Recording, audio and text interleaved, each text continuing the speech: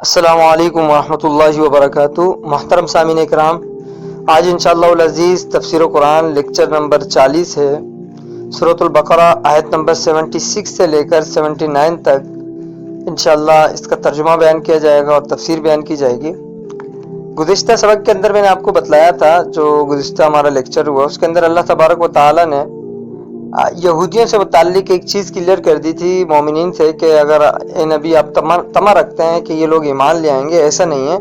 بلکہ ان میں سے ایک فریق ایسا ہے جو اللہ کے کلام کو کیا کرتا ہے، چینج کر دیتا ہے۔ کیونکہ آپ صلی اللہ علیہ وسلم کی ایک روایت ہے کہ آپ صلی اللہ علیہ وسلم نے فرمایا کہ جس وقت آپ صلی اللہ علیہ وسلم مدینہ میں تھے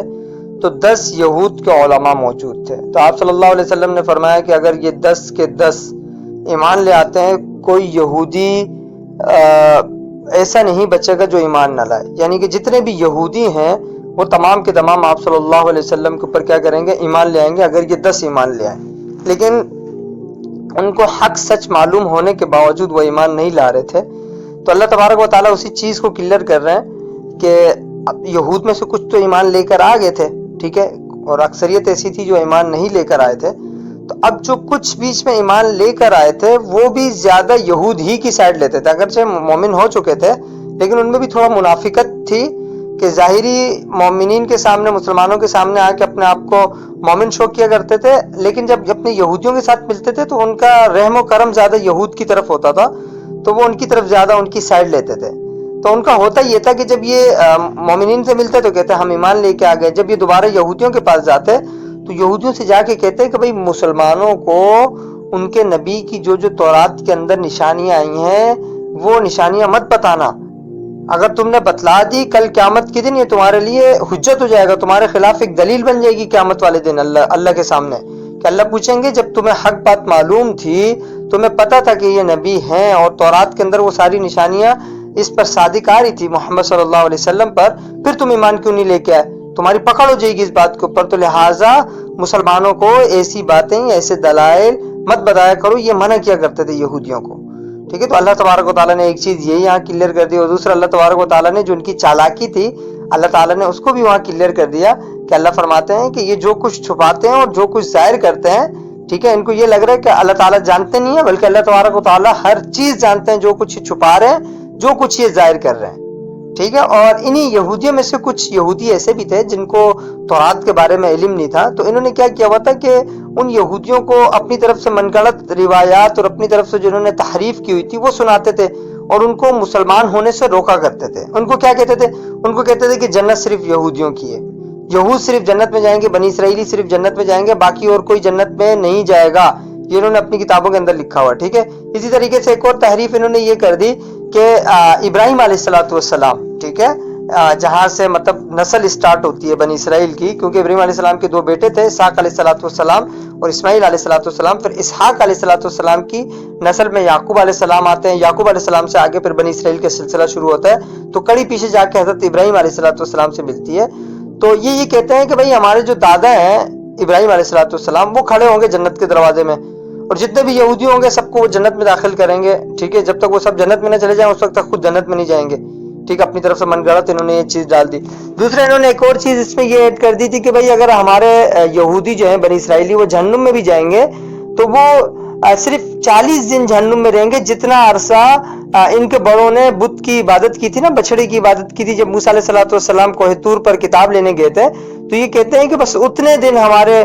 لوگوں کو جہنم میں اللہ تبارک و تعالیٰ بھیجیں گے، اس کے بعد نکال کے ہمیشہ کے لیے جنت میں بھیج دیں گے۔ تو یہ اللہ فرما رہے ہیں ان میں سے بعض امی لوگ ہیں، بعض ظاہر لوگ ہیں جن کو نہیں پتا کتاب کا، تو یہ ان کو کیا کرتے ہیں، تمنائیں دیتے ہیں، آرزویں دیتے ہیں بڑی بڑی، اور وہ کہتے ہیں کہ بھئی اس طریقے سے آگے ہو جائے گا، تو اللہ فرماتے ہیں یہ صرف ان کا گمان ہے اور باقی کچھ بھی نہیں ہے، ٹھیک ہے۔ پھر اللہ تبارک و تعالیٰ نے ان لوگوں کے لیے، کیونکہ یہ جو یہودی ہوتے تھے یہ کیا کرتے تھے عام طور پہ، یہ خود اپنی طرف سے کتاب کے اندر تحریف کرتے تھے، کتاب کو لکھا کرتے تھے، تو اللہ تبارک و تعالیٰ نے بتا دیا کہ جو بندہ بھی اللہ کی کتاب کے اندر تحریف کرتا ہے، اپنی طرف سے من گڑت چیزیں اس کے اندر ایڈ کرتا ہے، تو اللہ فرماتے ہیں ان کے لیے ہلاکت ہو۔ اور یہ صرف تحریف نہیں کرتے تھے، بلکہ مثال کے طور پر اگر کوئی بندہ آتا ہے آ کے کہتا ہے کہ بھائی مجھ سے زنا ہو گیا، اب یہ کیا کرتے ہیں، تورات کے احکام کو چینج کر دیتے تھے، وہاں پہ اللہ نے رجم کرنے کا حکم دیا تھا کہ بھئی اس کو مار دو جان سے، ٹھیک ہے، یہ کیا کرتے تھے، اس کو چینج کر کے کہتے تھے کہ بھئی اس کو گدھے کے اوپر بٹھا کے گھمایا جائے، تو اب یہ جو حکم چینج کیا، اس حکم چینج کرنے کے اس سے پیسے لیا کرتے تھے،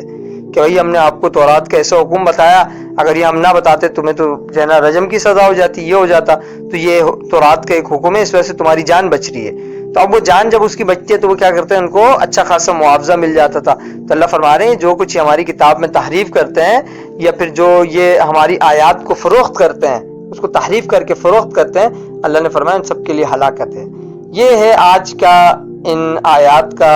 ترجمہ، آیات کی تشریح اور ترجمہ دیکھ لیتے ہیں، انشاءاللہ اور زیادہ واضح ہو جائے گا۔ وَإِذَا لَقُوا الَّذِينَ آمَنُوا قَالُوا آمَنَّا، آیت نمبر 76 ہے۔ اللہ فرماتا ہے وَإِذَا لَقُوا الَّذِينَ آمَنُوا، اللہ فرماتے ہیں جب وہ ملتے ہیں، یعنی ان میں سے جو کچھ لوگ مومن ہو گئے تھے، وہ جو ملتے ہیں بظاہر منافق ہی تھے وہ بھی، تو قَالُوا آمَنَّا، تو وہ مومنین کو کہتے ہیں ہم تو ایمان لے کے آئے۔ وَإِذَا خَلَا بَعْضُهُمْ إِلَىٰ بَعْضٍ، اللہ فرماتے ہیں جب یہ اکیلے ہو جاتے ہیں، ان کے بعض کے پاس، مطلب اپنے بعض دوسرے لوگوں کے پاس، یہودیوں کے پاس، بنی اسرائیلیوں کے پاس جب جاتے ہیں اکیلے میں، تو قالوا اتحدثونهم بما فتح اللہ علیکم لیحاجوکم بہ عند ربکم، اللہ فرماتے ہیں یہ ان کو جا کے پتہ کیا کہتے ہیں،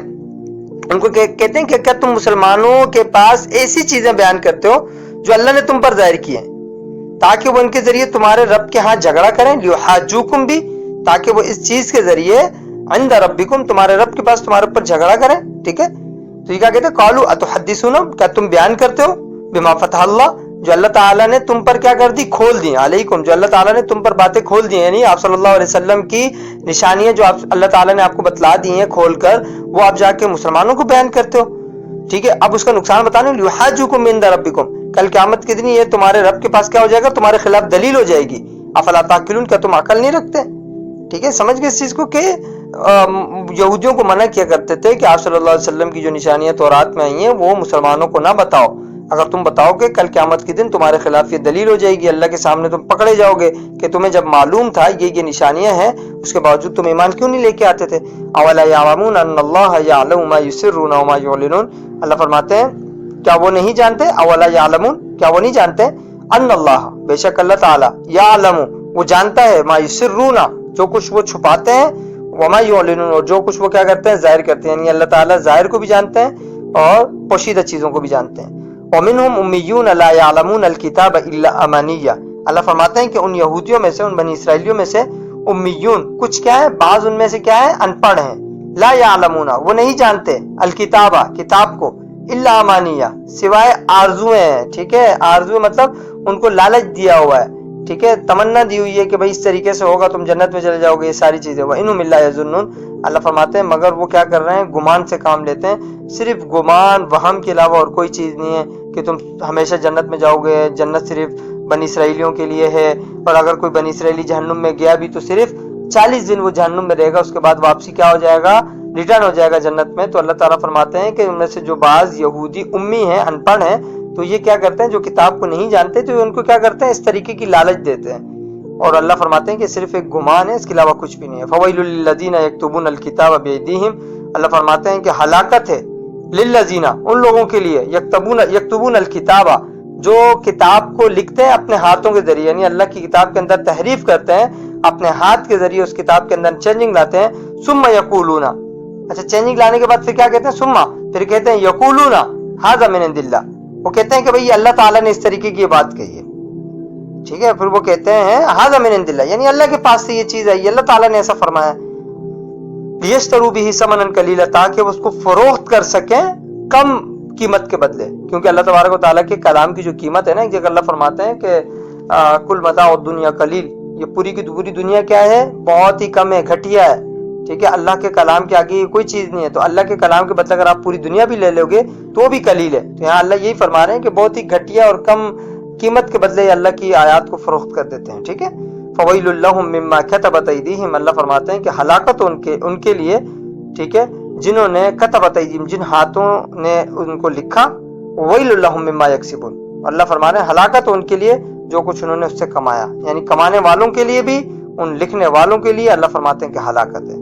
یہ تھی آج کی آیات۔ اللہ تعالیٰ سے دعا ہے کہ اللہ تبارک و تعالیٰ عمل کرنے کی توفیق عطا فرمائے۔ السلام علیکم ورحمۃ اللہ وبرکاتہ۔